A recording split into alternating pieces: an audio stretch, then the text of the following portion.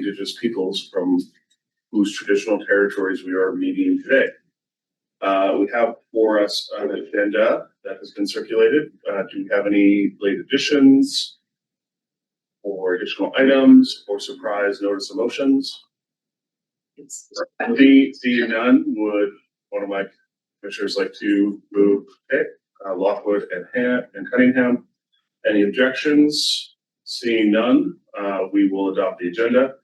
Minutes from our meeting at the end of January on the 28th were circulated. Were there any changes, additions, comments, concerns? You looking at one? I just have a under the commission members, everything looks good, but it doesn't say who's in person or remote. So I'm wondering, are we going to this order that it's just going to be recorded as who's there? Have they traditionally reported the difference from remote versus in person? From multiple different work, like board and all of that, they do. So I'm just wondering, and it's because I use it when I go back to make sure that I have record. We got the question. So in general, our commissioning committees, besides the board, we do not reference if they are in person or not.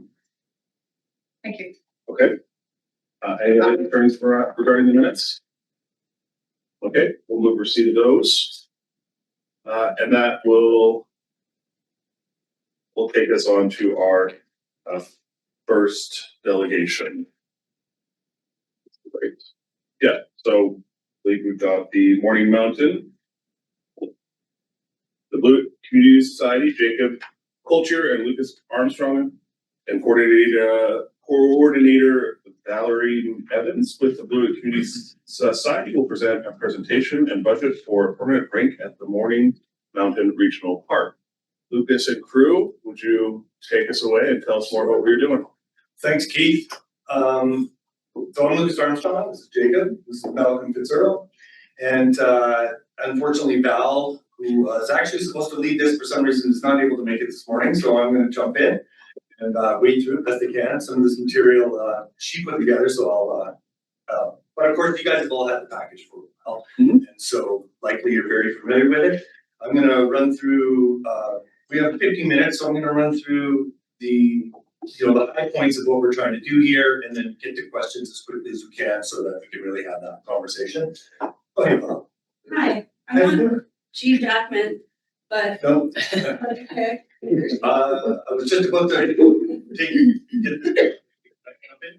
Sure. We can give you a half a sec to reshuffle if you want. You ready to go?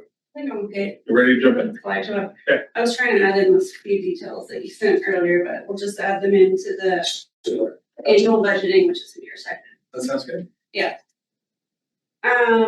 So yeah, first of all, I don't want anyone to be scared. We're not asking for any money. We're just opening. We're really not. We're like keen to do fundraising or grant proposals, all that jazz. So like, please just relax around that piece. Basically, like if we don't do something different, like we could sustain a ring for many more years because of the temperatures. That's it. So it's more just like this is our best efforts at coming up with a solution to provide year-round activities up at Morning Mountain, which would include the ice rink, but then it's also like supported by the roller derby and roller skaters and dancers, which love to have smooth concrete surfaces. So really this is a request to like open a conversation that's continued with someone who would want to support finding a way to make it work for everyone. We're aware that lots of bikers use it, and we think that it would be feasible to create some sort of solution for their entranceway for the bike, rerouting, sculpting, terrain, whatever is necessary. So I hope that that's covers the basis of what we're attempting to accomplish here. Is if we're going to do it, I think that now is the best opportunity given the expertise of our board members who are committed. Like we have an architect, a refrigerator tech.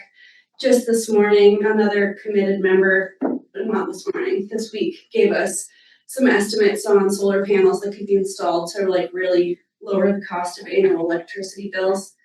So, and then like people are kind of coming out of the woodwork, the people that installed the the electrical lines to begin with and the pads, like they want help with it, like people are wanting help. So there's no lack of support. So there we go. So that's kind of the start. And then of course we have different phases, but they could be done in any order. Like, so we're really flexible with that. Valerie, do you wanna just give a holler for next and Trish Yeah. will progress your slide? Yeah, so we kind of just started with like a little bit of the history of Morning Mountain, the operations, and then the skating opportunities in the region, why Morning Mountain's like pretty ideal for that, who would benefit, and then our preliminary proposal with the design, the rationale for the chilling option. Because there's different chilling type options, as well as a preliminary budget, increased, like how we perceive there to be the amount of increased ice time, and then we have preliminary potential funders. I did not want to put a lot of effort into like really like applying to grants and seeing, because if I'm not allowed to do it, I don't want to waste my time applying to grants, if that makes sense. So yeah, so it was PCS, the Blue Community Society was founded in Did you get that? Oh, yeah, yeah. slide? Yeah, oh. I caught that one. founded Right in now. 88, 89. We have 175 official members, but we also have 426 Facebook followers and 7 active board members. Also, the Morning Mountain Rink was founded in 2017 by BCS and Selkirk College, like a communal effort. But in 2014, the water line was installed specifically for the rink, like up there, and the electricity. And it was funded by CBT, RCK, ENF, and many more. And we have more Facebook followers on our rink page than our BCS page, so 910 Facebook followers there. And if the ice is good, we can get up to like 100 people skating a day, as like reported out by our rink manager who would upkeep things. So we can go to the next slide. So here's just a little view of the operations. We have an annually funded rink manager that takes care of the rink, and the park staff have been super helpful to help us out with the taking care of ice. The Blue Fire Department is involved, and they use it as training to flood. We have lots of volunteer work parties and barbecues and whatnot. The Nelson Leafs hockey team has helped us out annually for the past 3 to 4 years. And then we just held a lot of community dinners and celebrations there. No more tobogganing the past couple of years, like snow, but all good. Okay, so with the increased temperatures, there's just less skating time. So the free skating opportunities in Nelson, like free skating means you can go at any time, it's not hockey, not that it's financially free, there's 3 separate hours at the NBC or NBCC, that's it, in random time slots. So it's like pretty sparse. There's low elevation opportunities like Cottonwood Lake, the ponds at the canal, Coconut Ponds.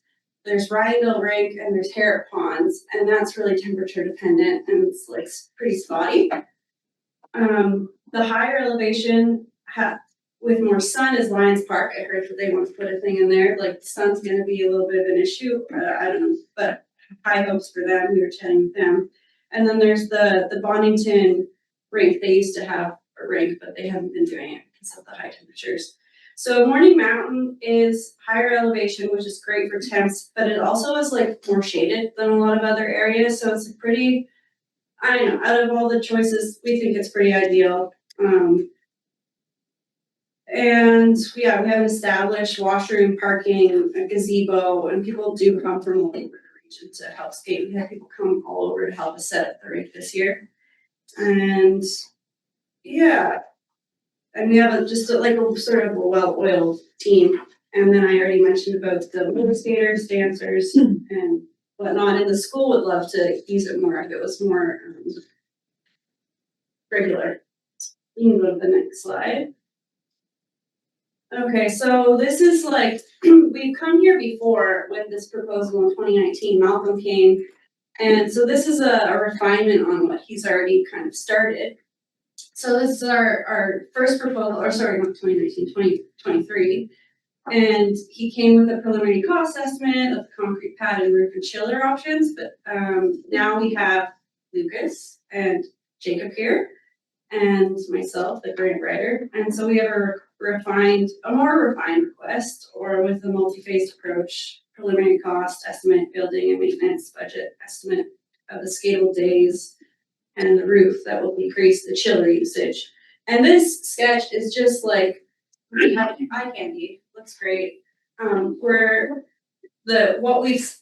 you can go to the next slide, what we've sized out, our rate is currently 40 by 80. And the space could support a larger rink than that, and we would love to be able to maximize the rink space, like whatever we'd be allowed to do and what would be, feasible. Makes sense. Because if we're gonna put all this effort, like with our cost calculations, it makes more sense to make it as large as you can, get just financially, but also like just skating and roller derby, they would a larger rink would be better for them. So I think I kind of already mentioned everything on that slide. So this is kind of like we're keen to put it in similar spot, work with whatever with requirements that allow us to put a rink at whatever location. We're not really attached to it, but the current location seems like a good spot. It's flat already. Okay, you can go to the next slide, and I think this is where Lucas is gonna take over. Sure. Yeah, Thank you. thank you. Yeah, so as Val mentioned, the image that you have in front of you of this truss system is it's a cool idea, and I did speak a little bit with Spearhead. Spearhead gave me the original, or the costing that you're seeing here for that post-convening system. But of course, once engineering gets involved, and we start to refine how to approach it from a cost perspective, this is likely to change. But it does work well as a kind of log span truss. And so the pricing that you're seeing in this, and I'm not going to go line by line, has probably about 2/3 of it has been informed by conversation with direct suppliers, and some of it is got estimate from my years of experience. There has been, and Spearhead showed some interest in getting involved from a community perspective, and I'm going to assume that means some financial contribution towards the production of the truss system. But it was early days, and so we haven't really gotten to any kind of what does that actually look like. The numbers for concrete actually came directly from Rockform because they had just finished pricing the Lions Park project, so they had a really good idea of what that was going to be. And the ring boards came from a supplier out of the Lower Mainland, and they have obviously there's a wide range of options when it comes to ring boards. This is kind of the affordable but durable version of an exterior grade ring board that could be left up 12 months of the year, because one of the major efforts, and I was actually the designer on the current ring boards. They work well, but they're a little clunky, and it takes a lot of effort to get them up every year and take them down every year. And they're also degraded because they're made out of plywood, and then they're kept inside of a container throughout the summer where they're subject to moisture and mold. And so just generally they're quite the behemoth, frankly. And so new aluminum ring boards with HDPE board liner, which is a bomber material for impact, etc. I think it's HDPE, pretty sure. Anyway, and so we're thinking. Obviously, there's a big number. We're at the end of it. We're at 875,000. That doesn't include a few things like we end up needing to carve some of the mountain away and make better access paths for the mountain bike. We want it to really work well for everybody. We're not here to take it over. We want it really. Morning Mountain is an amenity for the community and the wider community. The idea is that we do something here that complements everything that's already going on there, and in fact starts to draw more and more people, because then that starts to engender the ability to even add more amenities. And so, something like this, if we're able to figure out ways that it's being used 12 months of the year instead of 4 to 6 months of the year, that's obviously a greater return on our investment. Hopefully it can, all of that activity just starts to really you know, and then maybe the road gets maintained better because there is just so many people coming out to use it. So as energy gets put into it, more energy will then be generated from that. The phasing itself, as Valerie said, we can change up how the phasing works. Right now, we've got the chiller option, which is a rollout. Matt Jake's gonna talk more about it as kind of a second phase. But if we can get funding, we do it in the first phase. I mean, if we get all the funding, we do this whole thing in one go. But of course, we're realistic that maybe that won't happen, but at the very least, we need the concrete pad and the new boards. And then we can sort of build on that depending on how the funding goes. And the last thing I'll mention actually, and it feeds into what Jacob's gonna talk about, is not in this package, but a recent member reached out and said, you know, if we were to put solar panels on this thing, for about a $40,000 investment, which is about a 7 to 8 year payback, we'd be able to knock the cost of electricity down by roughly 45% or something like that. And the numbers are, it's a preliminary math on it, but you know, given that the electricity is one of the larger operating costs of the rink once it's up and going, and you know, it's a decent location. And of course, we're getting all that solar in the summer, feeding it through the meter. We need to work with Nelson Hydro to make sure they're giving us the preferred rate or at least a decent rate, so we can get the benefit for that. But I think that's kind of a new piece of information that seems worth considering. And apparently, there are funding opportunities for those panels out there for that system. We wouldn't have to, you know, raise it out of the community necessarily. I'll flip it over to Jacob to talk about Pillar. Hello, everybody. My name is Jacob Kluche. I'm a director on the board for the Blue Community Society. Today, I'm just going to quickly run over basic our idea for a chiller for this project. At the end of the day, it'll gain us 4 months of ice time, which is huge. The specs for the system that we quoted is generally speaking a small system as far as regulation goes for like the power engineering regulations for refrigerants and compression. The safety regulation threshold is 125 kilowatts for the provincial standard. And I believe our system's very, a 15 horsepower compressor does about 11,000 kilowatts. So we're well below under for daily monitoring, like legally monitoring it. So as far as our current rink supervisor, that would be another duty added on to his workload. It's a temporary, as in we can build it and take it down. It'd be about a day with the volunteers to build it and to take it down. There's different options for cooling. We can use Freon or glycol. We will need a licensed refrigeration tech for assembly charging and have it all permitted. So basically here, our projected power cost summaries. These are the months that we could gain theoretically. I know I said 4 months because there might be some rollover between like October and March, but generally speaking, you know, it's the cost of having 3 electric cars getting charged. $70 to $120 a day, and when it's warmish out, you know, like it could be fluctuating from -4 to right here in October we have 11 degrees Celsius to 3 degrees Celsius, so it's not even completely freezing outside, but that is using a large draw of electricity. As it gets colder, it's easier to cool and less cost. There's also different sizes available. We got these quotes for this system with a Canadian supplier, and yeah, it looks awesome. It looks doable. I'm excited about it, and we have thousands of people instead of a couple hundred here and there. It would be the spot to be.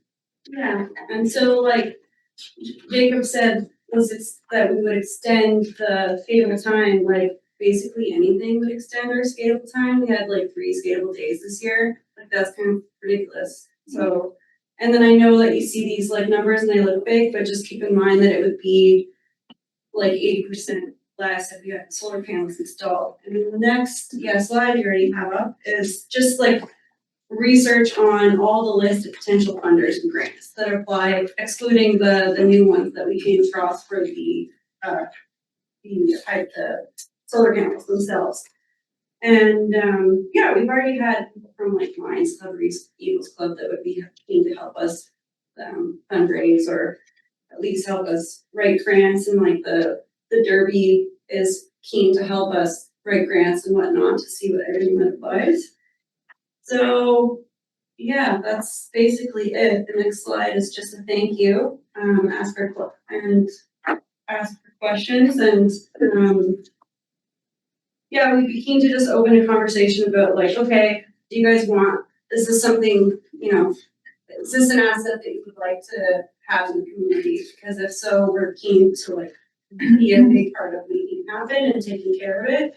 And I know that it's a big thing to consider, because it's a big investment. Of course, we would receive any funding or help with funding. Like I would have to look into all the different grants and whatnot. And if some grants came in and we didn't have it, maybe the RDCK could help us partner to like receive the grants or something if we needed a pocket to hold it. I don't know.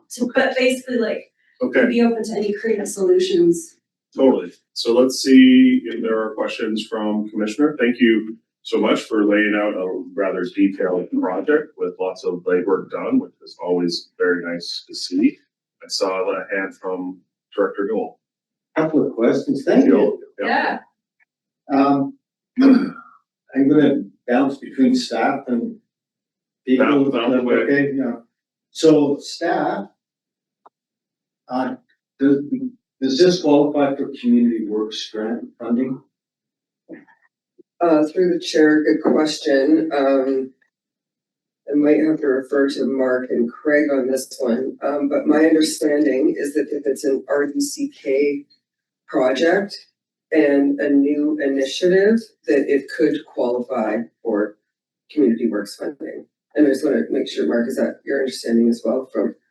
I'm thinking of like the one we did with Area H in particular. I think it was that it had to be new. Yeah, I think you're on the right track. It's borderline, the rules have changed, and so community works can only be used for government-owned assets now. Community partners are not as accessible for it, so that's an area that's a possible funding, but Would you We guys don't know yet. consider the government? Like, we could own it. We don't. Okay, it's well, whether it's in, so anyway, that's that's we'll question, that's one explore that. of the funding sources, Yeah. yeah. And then, if I may. You may. I'll go to, Oh, sorry. have you considered those synthetic, ice surfaces? Yes, and heck no. It's just, From the refrigeration guy. yeah, like I'm also a hockey guy too, and they're great for 40 above in the summertime, but the reality with them is they get destroyed quite easily. Thanks. And Any just more? maybe, this kind of ties into my first one, maybe it's not quite, the question is, what is our procedure for approving, like taking in kind of an external project, but it's an outside people, like what approval do we need to do from the RD's perspective, this board's perspective? Staff can correct me if I'm wrong, but your guys' next step would be to draft this request as a letter and send it pretty much immediately after this meeting, so we can consider it our next commission meeting. We don't consider, just so you're aware, we do not consider a request at the meeting where there is a delegation, just to separate those kinds of influence, but we would receive a letter and then debate it at a future rec commission meeting, which we meet at least quarterly. Lucas? So that letter, then I would, as we opened with, we're here to request really the use of the space. Mhm. The second, I guess, extended request is if there's funding from the RDCA available in rate. So those are really our two requests. Do you agree that that's probably Yeah. the content of the letter? I would agree. I don't see any shaking hands. I saw Lockwood and I saw Graham after that. Would you like to go first? Go I ahead. was gonna give her the laugh. So I did some research through the bylaws, and I guess my question is first to staff, like, who owns the current rate that is there? Well, through the chair, the RDCK would own the asset of the park, and then the boards, which were made by Selkirk College, we store, so it's an asset that we share essentially. So it's a shared asset. But But just through the chair, yeah. if there was a reason to replace the boards, that wouldn't be an asset Correct. that the RDCK would have on its, list of things to replace. It would be, we might support the work of the society, but it wouldn't say be our asset to manage. A recreation conversation about storing things just became incredibly relevant from last month. Okay, go ahead. Right, so with that being said, it's gonna be incredibly important to establish who the owner of this potential asset would be. Because for you to move forward at any point here, like under the current bylaws, if it's an RDCK asset, then under the current bylaws, we could actually do things to improve it without going to referendum. So what would But- make the most sense for who to own it, because we don't really care. We just want it to exist. Yeah, I get it, but I mean, like, I'm just kind of clarifying where we're coming from and what Right. regulations the regional district is under. Right. So that would have to be something that is like established, and I'm not sure on the shared asset how that works. If I may, I think your request would be part of the discussion. If there was a request and we were to debate it, maybe that's something that gets fleshed out in a report. I see Craig put his hand up when you started to have that conversation, so maybe Craig wants to offer something. Yeah, through the chair, current practice, and we did this with a pavilion built at the Crescent Complex by a third party, not-for-profit on our property for their benefit, that became a donation to the RDCK, and that was established at the inception of the agreement. And so this would follow the same sort of path where anything that was built on RDCK property became our asset. That's great information, good Yeah, thank you. for us.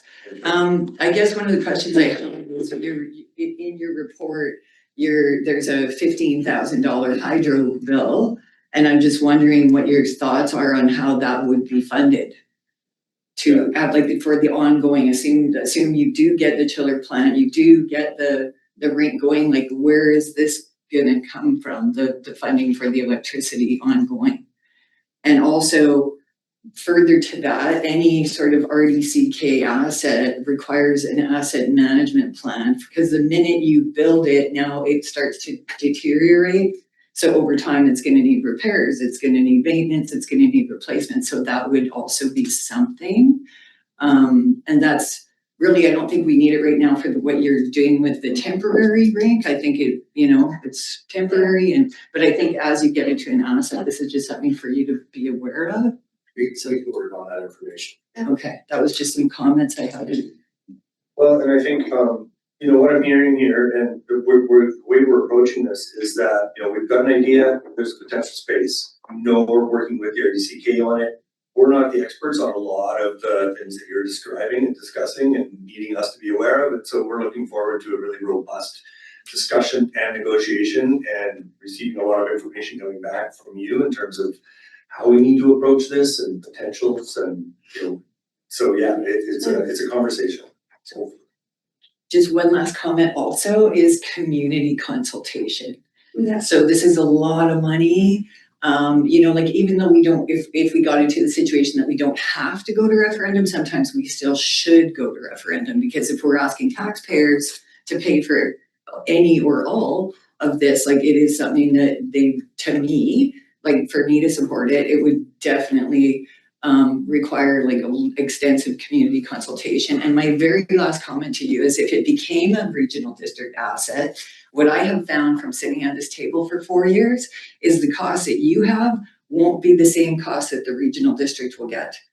And I don't know, I mean, I'm just letting you know, things I think that are gonna cost this much somehow, when the regional district's there, they're double, sometimes triple. So just let That's me how know. we get it built and then we hand Okay. it over. Lockwood? Thank you. So I have multiple, so as a Alliance member in Salmo, we do an outdoor rink. So I have great experience, and I can tell you, I am one of those volunteers that is out there at midnight, 3 o'clock in the morning, 6 o'clock in the morning, flooding the rink. We do not have a big robust, there's 4 of us that do it. Our rink is much greater than this. We have lights, so I have a lot of experience is all I'm saying. So the questions I have are not an attack, okay? For one, our rink sits on our village property. It is nothing on that rink is ours as Lions. Everything is, if it is on a village property, it is village owned. So, and the reason, I know that there's been conversation already about that, but the one thing that nobody is saying is that, Director Graham had brought is about insurance, is you cannot, as an organization, put insurance on somebody else's property. The only people that can insure that property for any activity is the regional district or whoever owns the property. So that is one big barrier that hits this table, is when you want to build something that looks very lovely. And believe me, someone would love to have that. Although replacing that asset, we have a youth center in Salmo that was promised to the taxpayers that they would not pay a dime for. We just did our asset management to replace that building because it is village owned, is 500 or 5 million. So, and we put a lot of tax dollars into it every year to run that building. So I think that it's a lovely ask. There's lots of different things. When you talk about solar, we looked at solar. We have a guy that is electrician and, or not electrician, but he's an electrical engineer, sorry. And he looked at the solar, of running solar or running just regular and this is just for the lights, because we can't afford to put in the whole, we've already looked at all of that. It was not feasible to run the solar lights, just lights, and get a payback of any sort of how much it was gonna cost us to put in the solar system. So all we did is we changed all of our outdoor lights to LED lights. And we went from $400 for the whole season to $25. So, and Fortis has rebates. I don't know if they still do, but Fortis has rebates for that kind of stuff. So if you have lights, I don't know who there's lights there already. who pays for all of that. I would assume that RDCK somehow is involved in that. I don't know how a nonprofit is paying for something. So I really don't understand. I can only go from my experience of heavily involved in an outdoor rink to what this is looking at. So for the insurance purposes, you're saying that it would be beneficial for RDCK to own it as an asset because they would be like. It's not beneficial. It's not beneficial for the RDCK to own it. It's a must. Right, okay. It has to. I don't know how the insurance is happening up there. I will warn us to, like, Craig did provide some clarity around a model that has worked elsewhere, but I just be careful about speaking in absolutes. Well, I can tell you in absolute, sorry, but I can tell you in absolute, we just went through it 2 weeks ago in the insurance on something that a nonprofit group wants the Village of Salmo to insure that is not on property that we either own or lease. Right. So That's how. Either parks or RDCK would be appropriate. So it'll have to be structured appropriately. Okay. And Is there- And with this, have you guys determined, this is my one big question. So something out of all of this is something I haven't seen is what is the asset management, as Director Graham had alluded to, is what is the asset management of this structure? And I know that that's government lingo, so that is, as soon as you build it, it starts to deteriorate, just like the boards that you have now.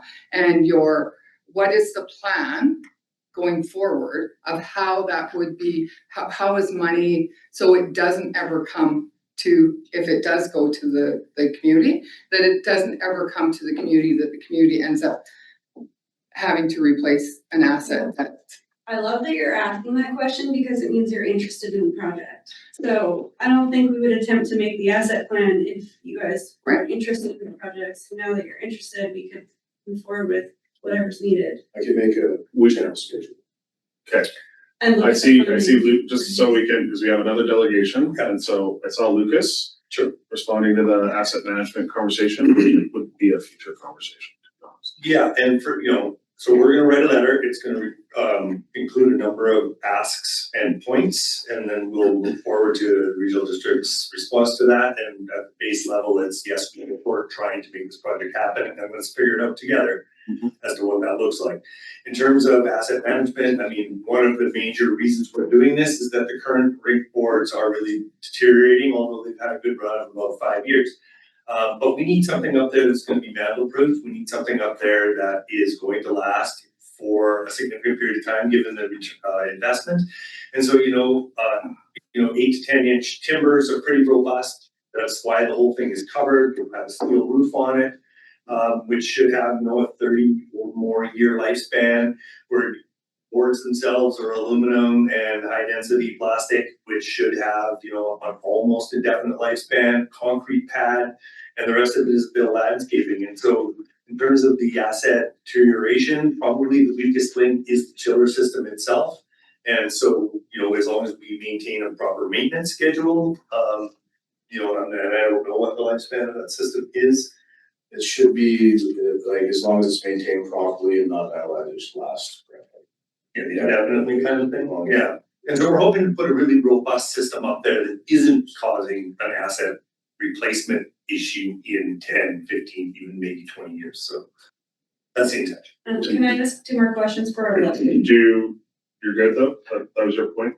I'm good, thank you. And quickly, Would we be given like a point person to communicate with? Like, totally like out there, after we would discuss the letter, yeah, and then one of staff would be directed in some fashion to hammer out at least some details to get to the next decision point. and in our letter, would we address the community consultation point? Because, no.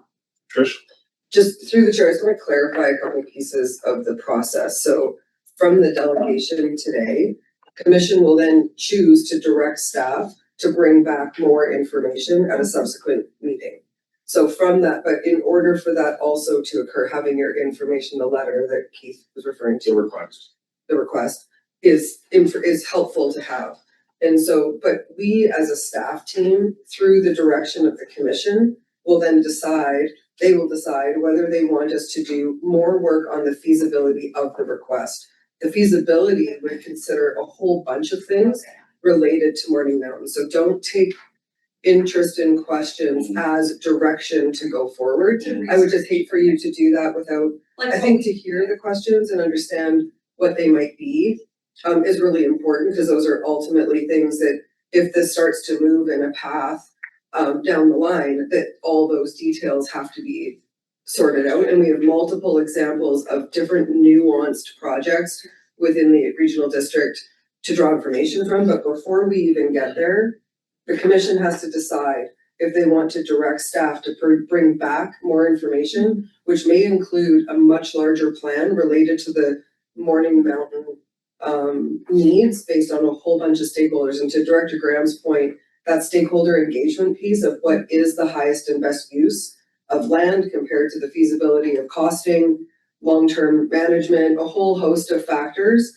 then start to decide whether that project hits any level of priority. Okay. And so this commission deals with, amongst many other commissions, many project asks. And so what we're trying to sort out in support of all of the commissions that we work with is an improved process for intake on projects. We get lots of asks. And so it's trying to figure out how to support that, but to also support the dialogue at the tables to help them understand how these things may fit and be prioritized amongst many other things that they're grappling with based on resources that could be as simple as allocating staff time to them, or it could be resources based on long-term financial need with limited resources. So there's a host of steps in this, if that makes sense. No, it does. So what I'm hearing is the information we brought to you today is sufficient for the letter. We just have to word the letter appropriately.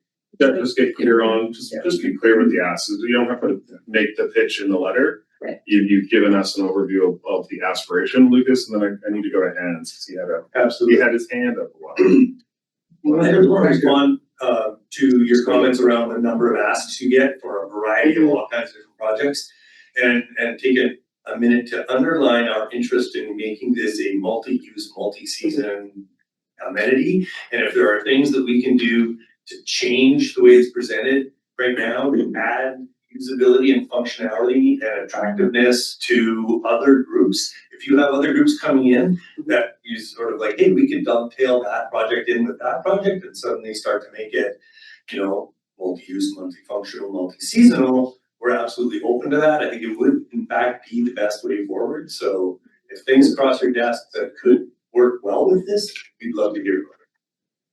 Yeah, so Just through the chair, and thank you for that, and I think I heard that in your presentation of the identification of other needs. There are people or organized groups that aren't wouldn't necessarily be on your radar. Our staff deal with park permit uses for events and festivals and all kinds of things that might be these one-off things, and these are the pieces that commissions get to grapple with, is to say, what do they want that space to be? And then what are we doing to contribute to that grander plan and vision for that space? Having groups like you come forward is super important to know that these interests are out there, that you're talking to other groups, that you understand that there's other we want to ensure the highest and best use of those spaces. So that's all very helpful to know that sometimes we're actually having to go over that barrier with groups to have them understand that actually, no, you have to think about other people. Yeah. But in this case, I don't hear that, so thank you for raising it. But there's just many steps in these processes, so. Oh yeah, we can have parents say, you should put a jungle gym or like, you know, kids. Oh, climbing playgrounds, things. yeah, there's What number about of like things. just a slip and slide down the hill? sounded like phase 6. Hans? Thank you. I appreciate everything I've heard so far today. A couple of things though, because I was around in Morning Mountains working Ski Hill. And I recall the fire that burned, the closure of black snow and the fire that burned the original, and the insurance money that helped create what's there now, or part of what's there now. And I know how diligently the communities worked on all the things that are happening up there. And just a couple of points. The first, of course, is that there's a difference between capital and operations. And first of all, it's getting the money to build it, and the second is having the money to operate. If you're a society, it's easier to get the money to build it because you're eligible for provincial grants and things like that. Once you turn government district, then those kinds of grants are no longer available to you. So I think that has to be considered as a big thing. I know, for example, the trust won't give money to anything that has government attached to it because it's in the Constitution that they have to do extra.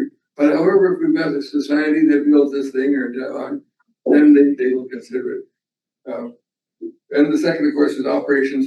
And of course, there are many ways to get money through operations. And I was just thinking about this. If it was my facility, I would think about naming the facility and selling the name. I would think about things like signs on the boards from all the advertisers. Like a real hockey rink. Yes, of course, like a normal hockey rink. All those things that could raise money. And so I think I'm looking forward to hearing what you have to say and looking at all the proposals so that you can do it, make the thing happen. Because I know how hard the community's worked to this point to change from a ski hill to a bike riding in a multi-use area. And I know about so good luck with it. Thank you. Yeah, I know when you mentioned, I don't know what your name is. I'm sorry. Hans Cunningham. Cheryl, that it would be helpful for RDCK to own it and have that insurance. My brain already thought about, okay, well, we should apply for all the grants to get the money to build it and then hand it over so that they can get the insurance. And then I do also have curiosities around, I have someone who's good at investing if we can like somehow have a pot of money that enables us to generate some income through investments to cover the cost of maintenance. So anyway, those are like back Those to are- mind. I didn't bring it up, but Those are far down the line. those So are part of. once we have a request, we can discuss the broad sense of it. Before you run away, I had a couple of questions. Okay. And then we're gonna wrap up, and we're gonna go to the next one. That better not have been a hand tone. I was curious, or just maybe flagging, I think you've heard already that when the RDCK gets involved, there may be some changes to this costing because there may be differences in standards, especially if it's an asset that the RDCK ultimately through decision was to inherit. There would be some feedback I would anticipate on what the RDCK would be comfortable with ensuring and holding on to, so just flagging that. Obviously the ongoing support, so I think when we're talking about fiscal sustainability, that there may be consideration on how the society makes an annual contribution to ensure that there's reserves to deal with whatever replacement value looks like, that might be something that has to be considered. And then the final thing is, you've already heard that KP Park in Salmo has a rink with their lines. Obviously Lions Park in Nelson is looking at something similar. You're looking at something similar. CBT does turn a favorable eye to things that happen in multiple communities. It would maybe be incumbent on you guys to have a conversation away from the RDCK with those other groups about, is there a model here? Is it something the CBT can support? Can you be working on some sort of similar system?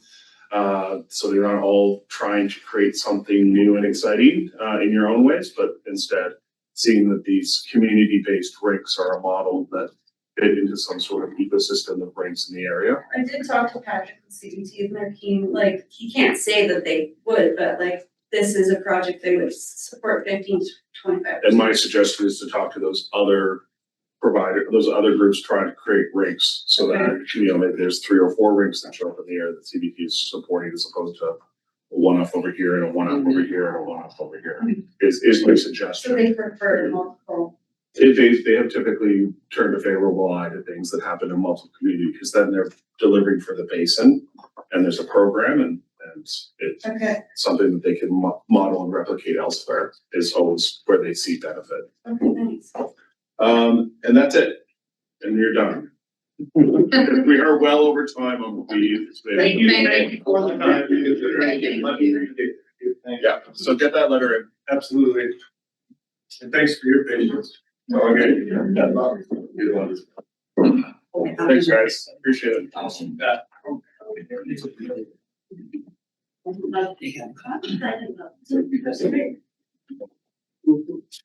Yes.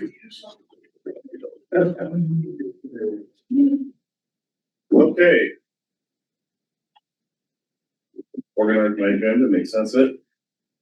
So thank you so much for waiting. We now have the Nelson Nordic Ski Club, John Bowden and Peter Holton with the Ski Club are presenting a proposal to extend the current greening program for 2 kilometers south of the Euphrates Shelter to commission. Do you want to shuffle into the center?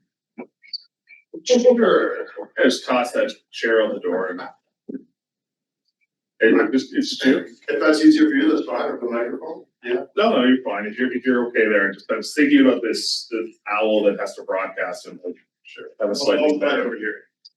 Might have a slightly better take up for the audio and visual. Yeah, great. So I'm John, I'm the interim general manager at Nelson Nordic Ski Club.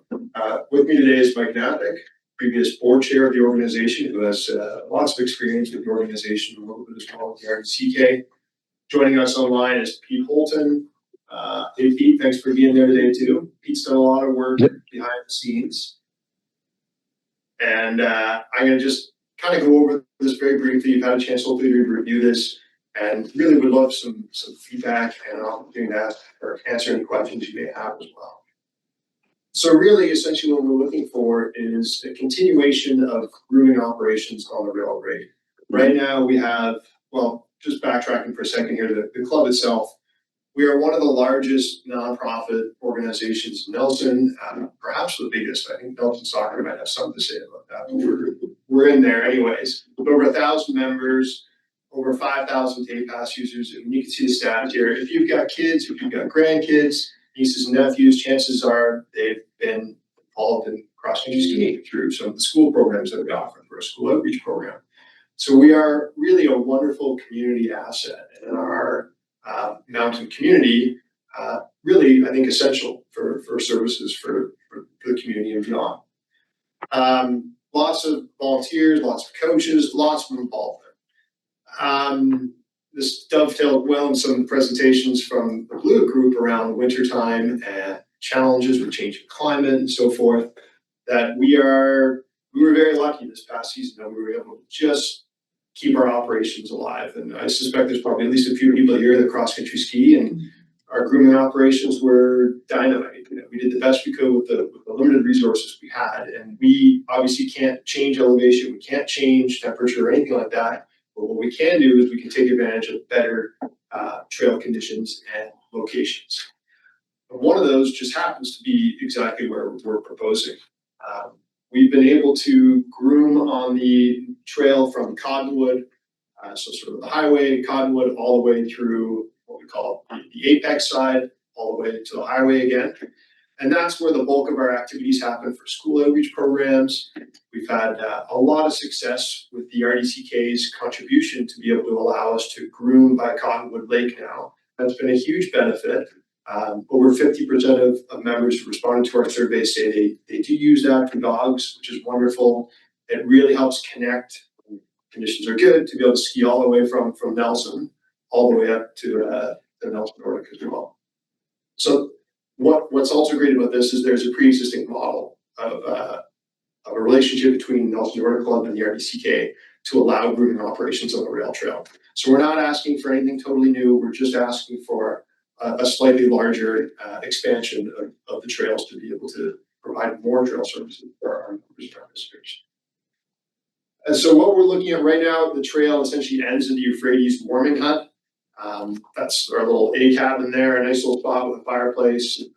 That's about as far as you can go. Obviously, unless visitors or members want to go up Clearwater, which is a whole other skiing experience. However, if you were to continue on the rail trail towards Weimer, that is, well, the RDCK has done some great work a few years ago of improving that trail. It's a beautiful section in through there. It kind of winds, and it would be about 2 to 2.5 kilometers in length one way, creating a 5-kilometer return section, which would be a huge asset to our members. So that is for, accessibility related for skiers who are older or younger, who just want some flatter terrain. It's low-hanging fruit.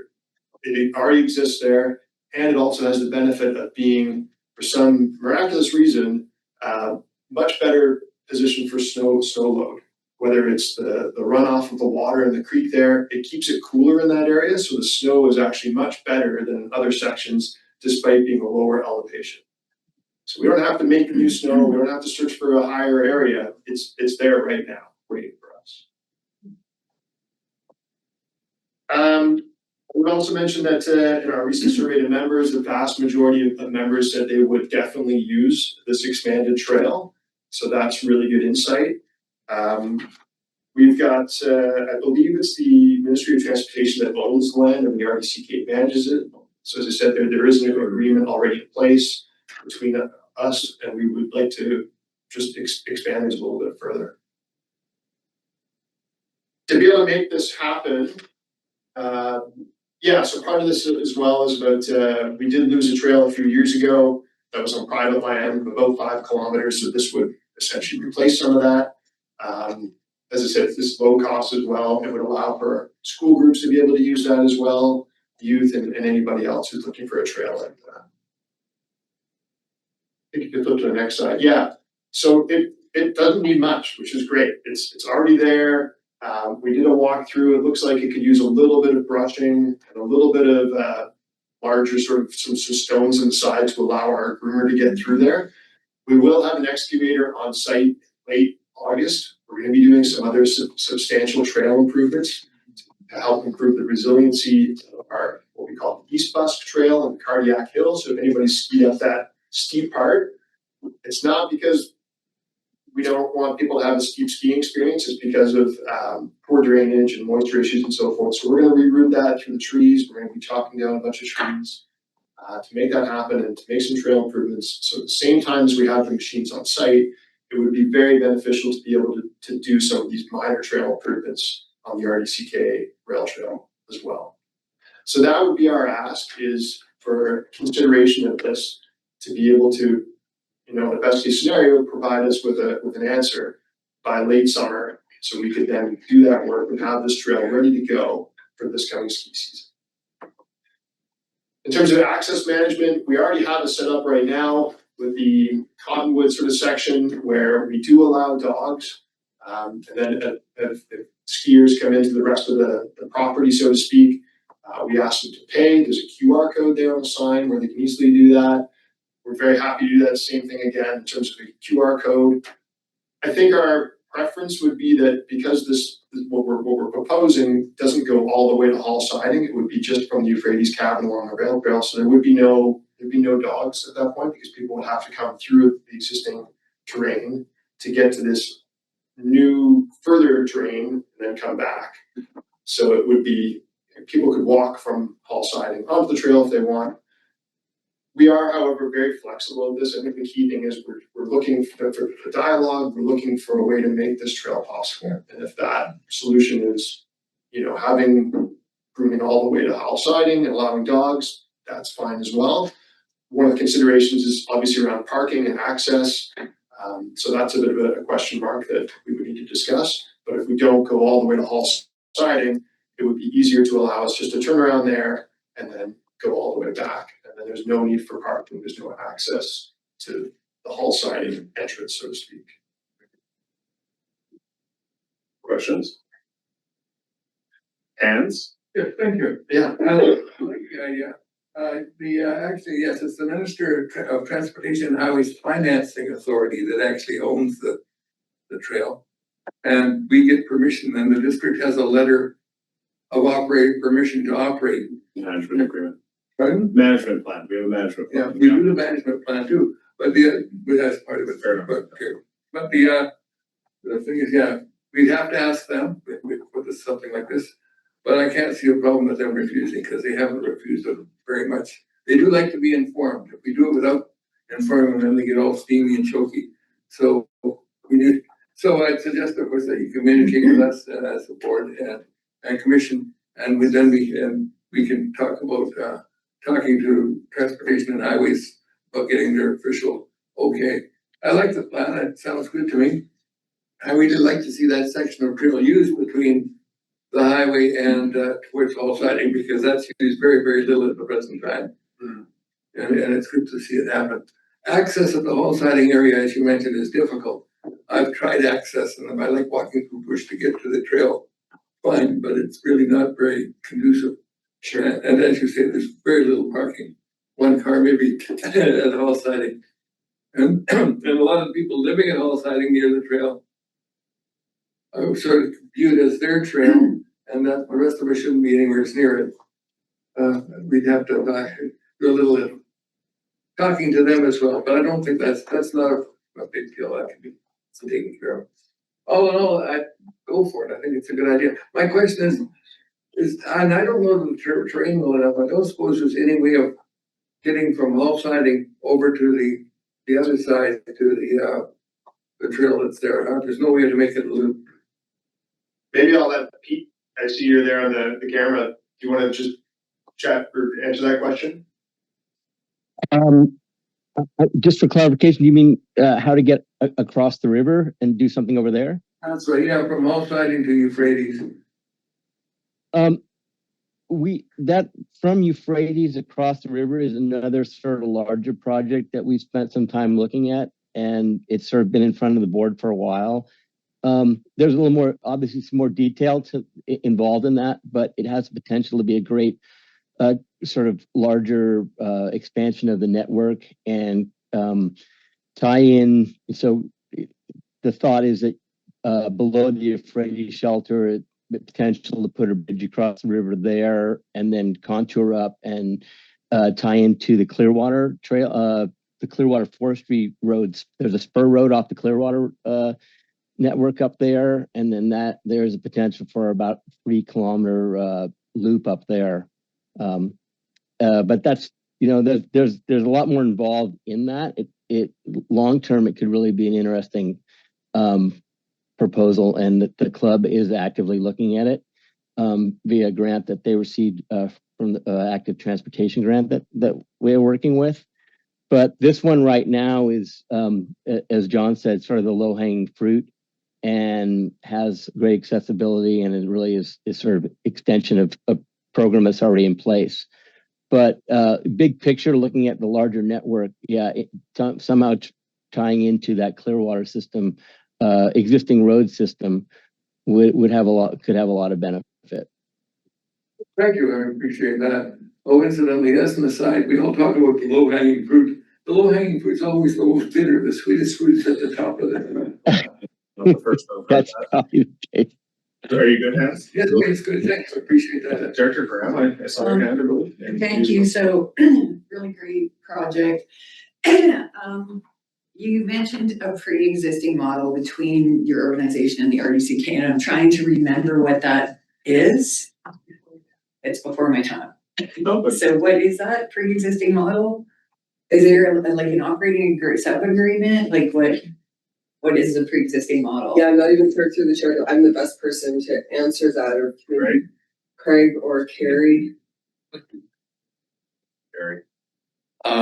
Through the chair, in terms of, this has been long-standing even before my time, that there was an agreement. Again, I would have to find something there that's written, but that we would allow that area through Apex, the ski club, to be able to use it for the purpose of that. And then it was like 6 years ago now, where they came and we brought it, to both budget and to the group about grooming from Cottonwood Lake to where the entrance to Apex starts. And again, I think I brought back every year how successful that's been, and how the comments and compliments we've had from the public and about the use of that, and particularly because people can go there and park at Cottonwood Lake and then bring their dogs and that. So that's really where that does. But I think it's something we would work up to for sure. Supplemental, if I may, through the chair. So this one's more to staff. I'm hearing about this work that's being done and excavators and stuff like that. So coming from the construction industry, it makes me ask if the RDCK oversees this trail maintenance. Like, are there any permits required for any of this work? Like, how does this happen?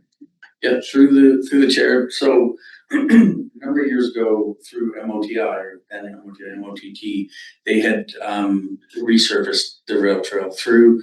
We managed a lot of the, right now we're just we've done it through mowing and cutting, and we've widened the trail through the whole area and things like that. So I know last year there was a little bit of clipping done, because once the snow rises up, of course, depending on the level of the trees, you can think you're just fine, and you could get like a meter of snow. Well, all of a sudden, those trees get closer. So yeah, we've done, some trimming and clipping all the way along there to support that. So that's usually what is happening. It's our trail to manage, so we generally would manage it. I think with the excavating and things like that they're talking about is not necessarily on our trail, right?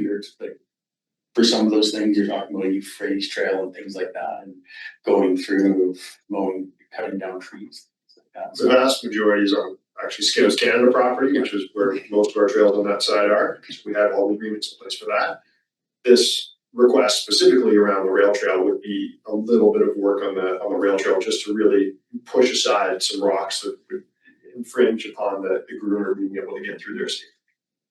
Yeah, and just through the trail. So we have in the past had, due to the motorized use that we had in that area, had rocks and things like that. I mean, a lot of that has stopped. So for us to move some of those rocks or have those wouldn't be a big deal on our end. It was really meant just as a mitigation for people to be able to walk through or to use it as that section of the. But ultimately, it comes down to we would direct that work. I saw your hand. Was it Mike? Yeah, just a couple things. Long before we did the work with Kerry in 2021, 2022, the agreement was that we would extend the trail to Cottonwood Lake. We received some funding through RDCK, we do annually. to allow for public access. It's not exclusive membership. That's the point. Long before that, though, our trail network has always included part of the Great Northern Trail. It's been in place for years. And so the agreement has been more or less verbal place. We know we have to get on a bit more with some management agreement stuff. So we have things in place that'll allow for machinery and what we have to do to bring machinery on the trail, safety concerns, that sort of thing. One of the things that that John mentioned as part of this only going so far on the extension and not going to Hall Siding would require a bit of a turnaround for the machine. So we would probably need that excavator to broaden area out, not so much on the trail itself, but in an area where we can turn the machine around. So you're aware that would have to happen. Okay. Hands? No, Lockwood? Yes, thank you. So this is interesting, because we start talking about putting machines on a non-motorized trail, even though it's in the wintertime. And as somebody that has had a lot of flack from Salmo and Area G over having motorized on that trail, and have been told we've put boulders and all that kind of stuff to keep that off. And as we just heard staff say, that slowed down, so now we can change it. That will increase again in the summertime, but we're not allowed to do that in the summertime, but we can do it in the winter. As you can hear, my dilemma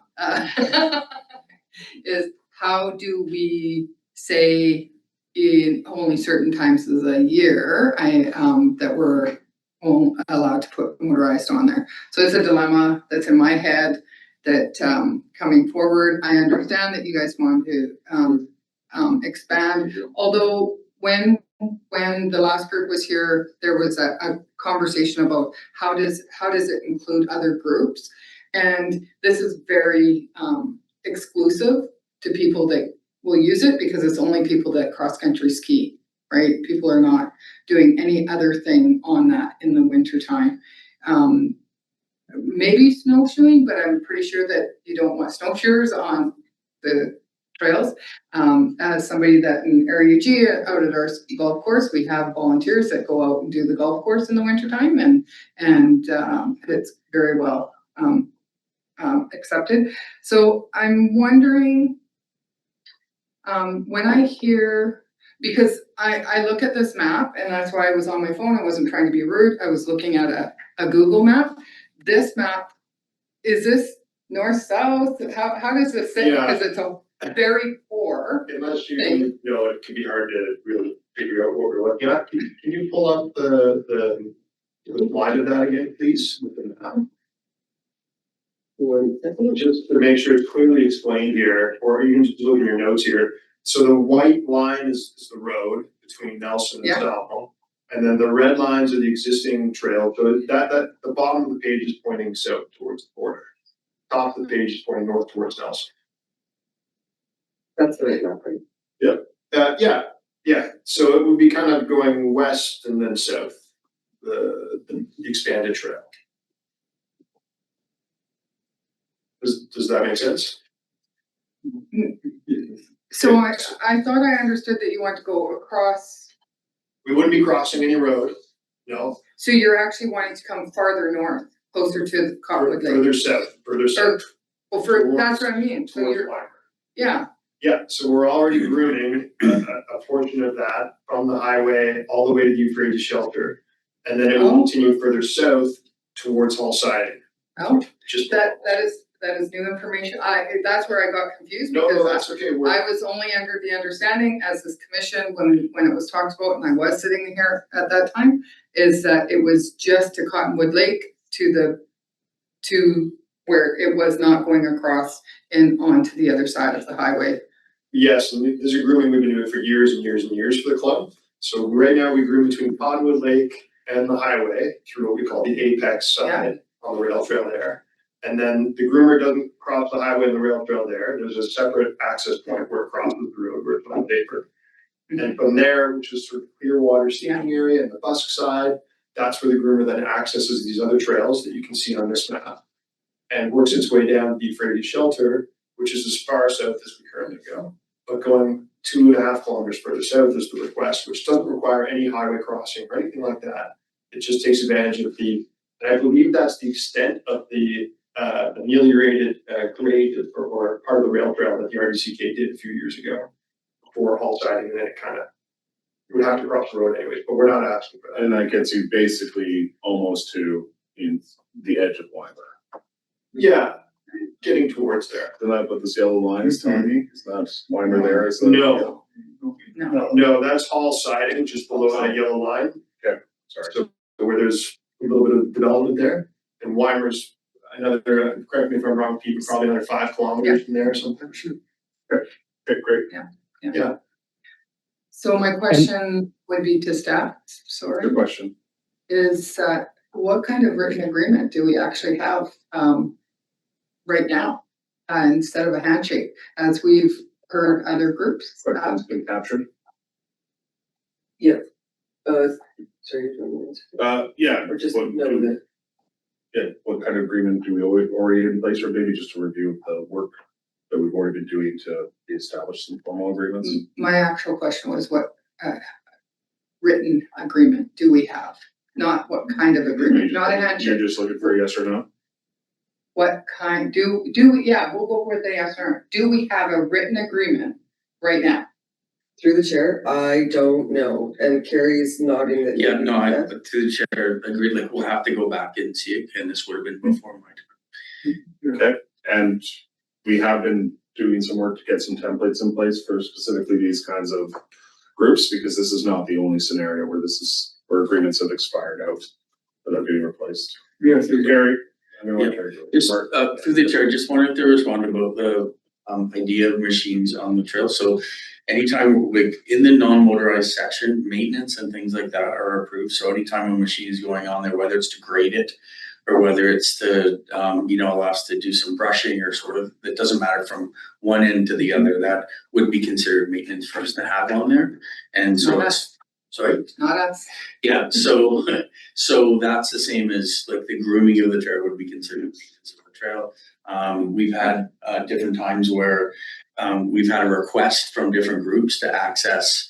So the ski club had asked us if they needed to do some work on other parts. Well, then they would come up with we would have an agreement with them, allowing them with discussions at MOTT, saying, yes, we approve of, and there's stipulations on that stuff. So generally those are the times when we would have motorized vehicles on the trail is when it would be considered maintenance aspects.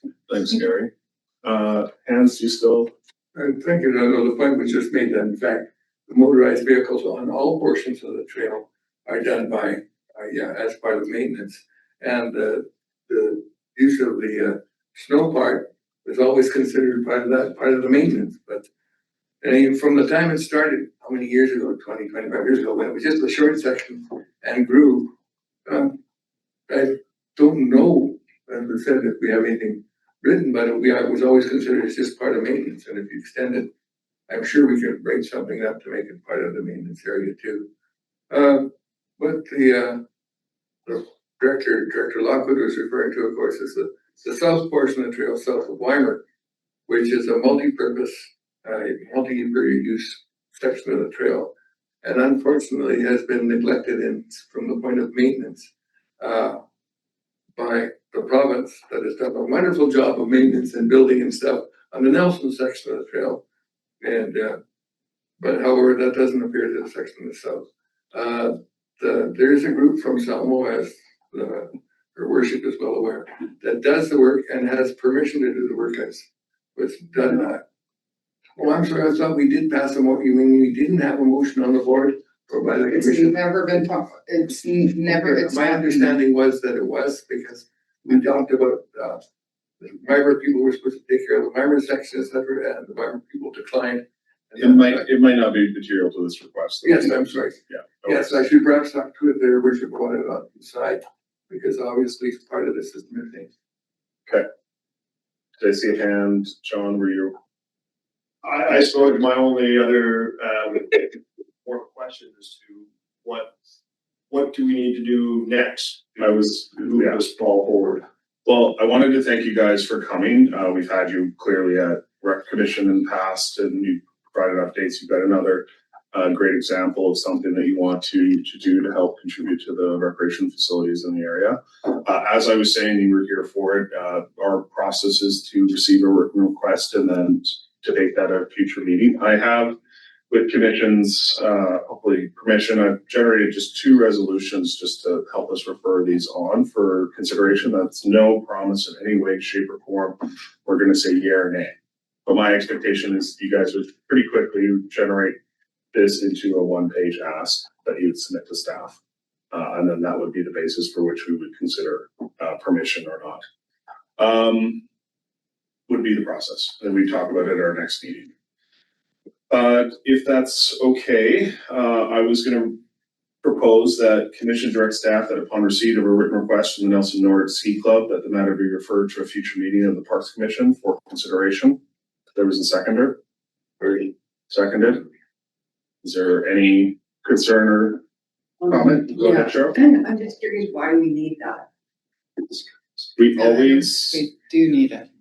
well, here's the thing. So this is my thinking is, if we pass this, then when staff gets the letter, they're just given direction to bring it to us at a meeting. If we do it the other way, where we wait for a letter, then they bring the letters of correspondence, then we lift it from there, and then we refer it to another meeting after that meeting.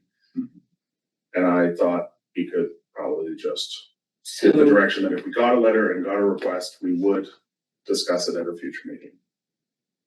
Go ahead. With all respect, I believe we have already submitted a letter, and do we need to just resubmit it all over again? It's different than this presentation. We spoke with, was it Mark Crow or some other folks that, we submitted a letter explaining the full proposal. I'm happy to do it again, I just don't want to. Yeah, well, that would satisfy the upon receipt, because receipt has been upon. But there's a debate here about whether or not we want to go to 2 or 3 meetings of referrals versus 1. Go ahead, Cheryl. So through the chair, it's my understanding, I mean, I'm almost 4 years here now, is that we do not do these things at the same time that we have a delegation. That we do not move the business forward at that meeting period. That's just been my understanding of how like we function at the regional district. So now I'm saying that this is not the case. Well, this is referral. So If I may share, yeah, I understand where you're coming from, but what is meant generally is if they had asked for money, we would have approved the give grant at this table, and we don't do that. But all this would be basically a direction to staff that when we receive a letter, we refer to a future meeting. Okay. That's no big deal. But the ones that ask for money, all the commissions usually ask for money and things like that. Sorry, those are the ones that we have to debate afterwards. Yeah, there's no direction here to bias a decision. It's just direction to have us create space in our agenda to talk about and have staff be able to put that on the agenda. That's all that this direction is giving. And it's been. Can you reread it? That commission directs staff that upon receipt of a written request, which has been upon, from the Nelson Nordic Ski Club, the matter be referred to a future meeting of the Parks Commission for consideration. Supplemental, Go ahead. what do we need from staff? What do I need from staff to make a decision of whether to go? Well, we do need the separation from the delegation to. No, I know that, but we need a staff report. Through the chair, I think it would be valuable for like at minimum information to bring back, and it might answer a lot of the questions that have come up today, like what agreements are in place, what are some of those formalities that we want to make sure are in place. There's a variety of things that having some direction back to us to say you want us to do something with the information is helpful. I think separate from, sorry, you're gonna get into a little bit of our business of the commission at the moment, but the part of the challenge, and I think you've seen it around this table, is the formalities of moving groups coming to delegation And then what the processes are to follow to decide whether you want to allocate staff resources to the topic, whether you want us to, what you want us to do with that information, and then be able to correspond back with appropriate groups to say, these are the processes that are unfolding. It might be that something is deferred, a year from now because we're not ready to deal with it. And so I think this is helpful for staff, and I was sharing with Director Lockwood earlier that there's more information on requests coming to commissions that we're gonna try to put a framework around at the All-Rec Committee, where there's a broader conversation about supporting groups like this that, put time and effort into coming to a delegation, making sure that they understand how to come to a delegation, and not to say that you're not effective, but effectively, where we have a bunch of questions that might be asked of those groups to understand what our processes are, so that there's improved communication and flow longer term. So you're kind of coming in at this like pinnacle moment of those conversations. So for staff, I find these recommendations helpful. It gets them on an action plan. We at minimum will identify a meeting that is appropriate to bring them back, and it kind of puts the accountability back on us to bring it back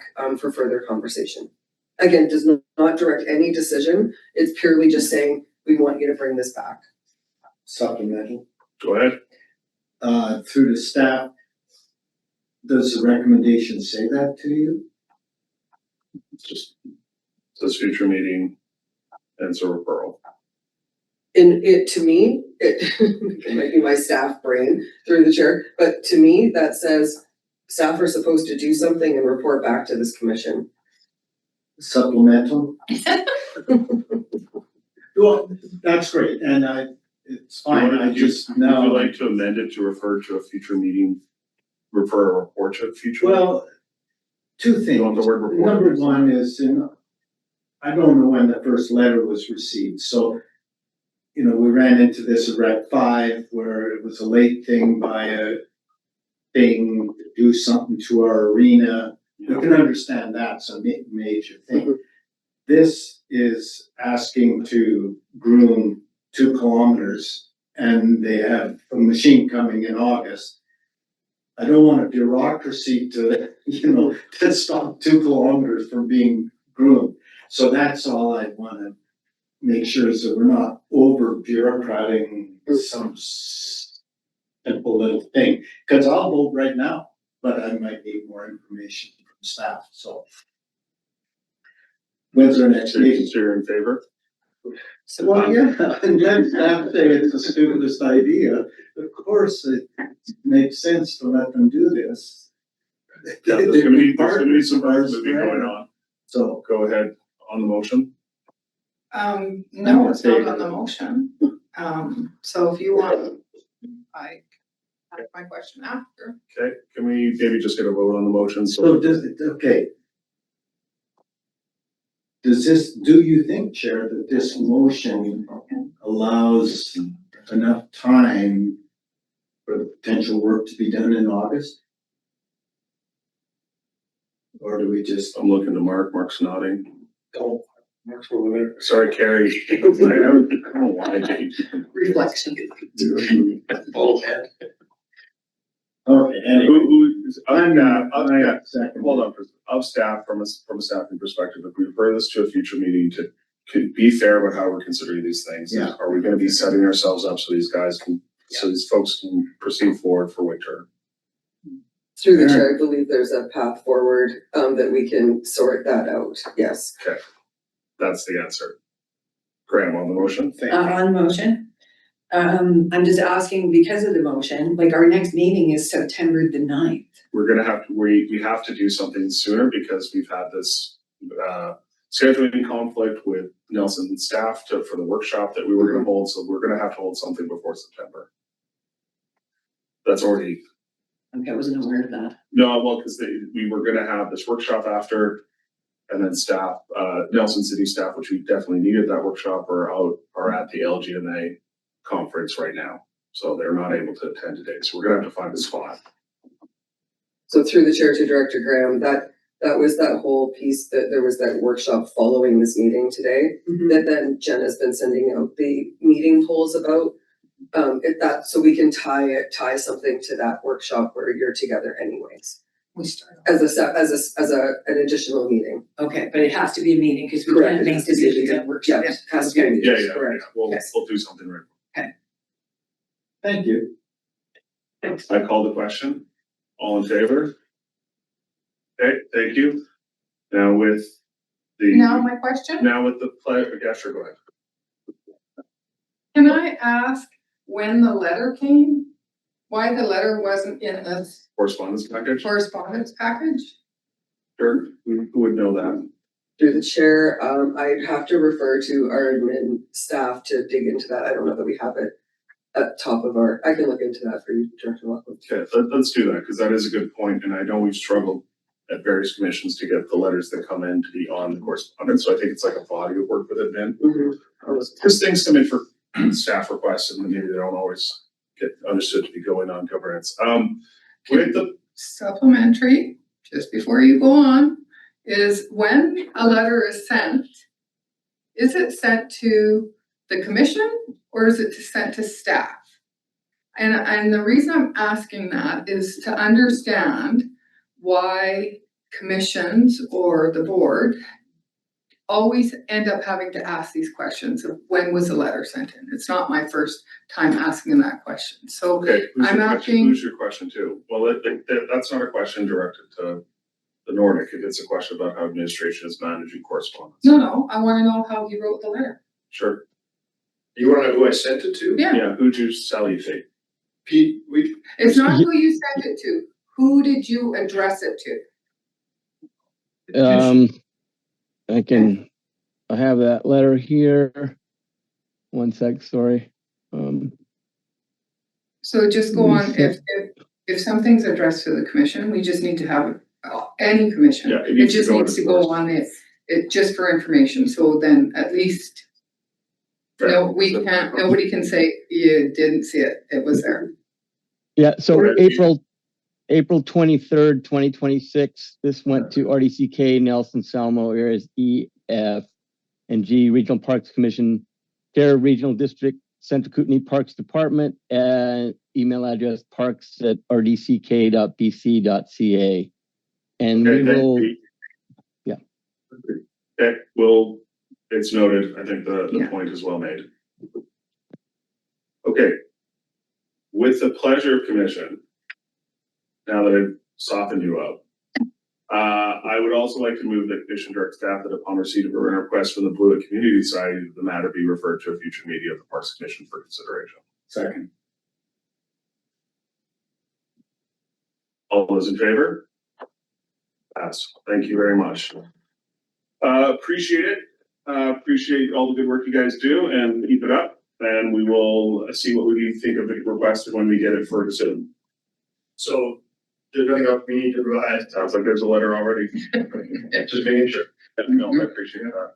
Yeah, staff would reach out if they. Thank you for hearing our proposal and for your potential. Yeah. Good luck with it. Thanks. So that takes us to public time at 10:30. Do we have any members of the public? We do. Excellent. Oh. So excited. Can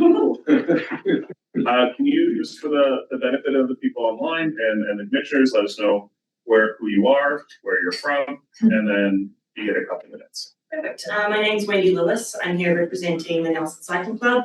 This is Levi. He's one of our trail builders as well. I have two sort of points to bring up with you. The first one is kind of responding to the Morning Mountain Rec proposal.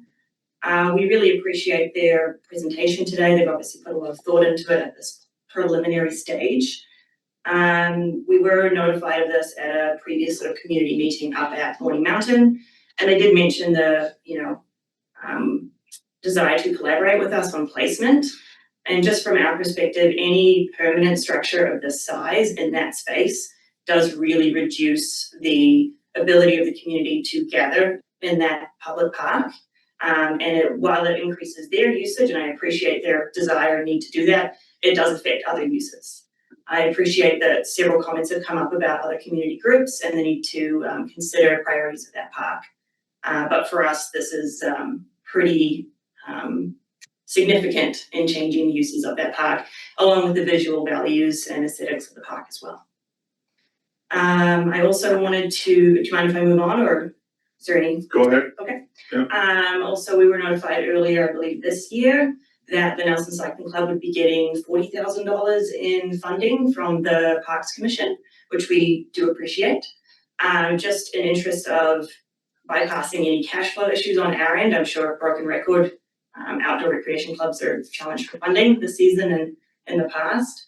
Wanting to confirm that is coming, whether there's a letter or process we need to go to access that funding, and timing, just so that we can pay our wonderful trail builders and trail crew.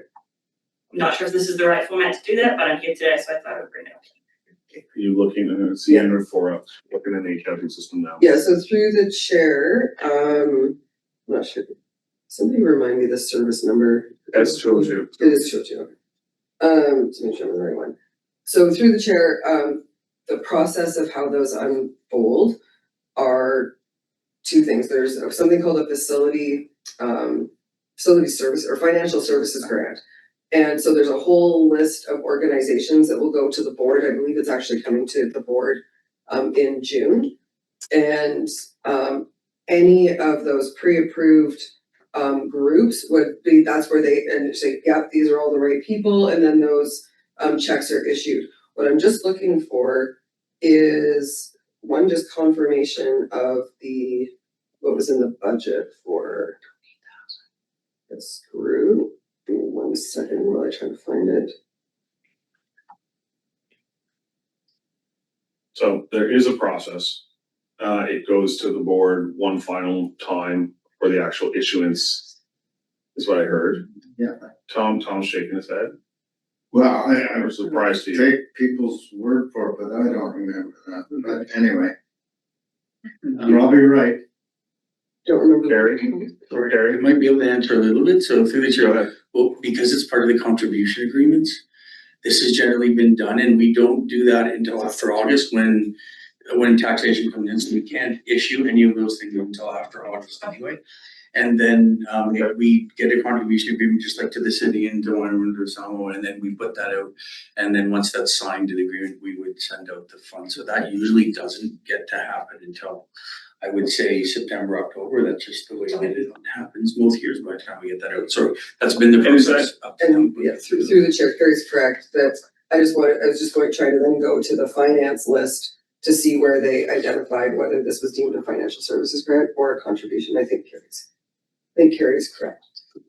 Okay, and that hands? Yes, thank you. And of course, you will be asked for a financial statement before you get the money.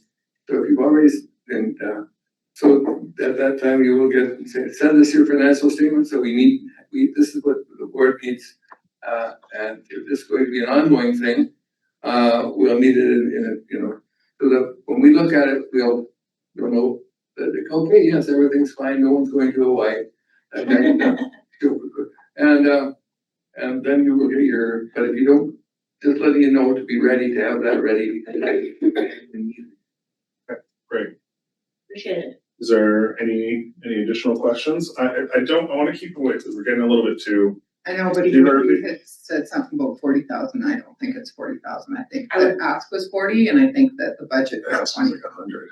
That's 100 and we went to 40. Can we confirm what's coming just from a budget perspective? So I think I think the question can be directed to staff and staff can get back to you with a specific answer. We don't meddle with that.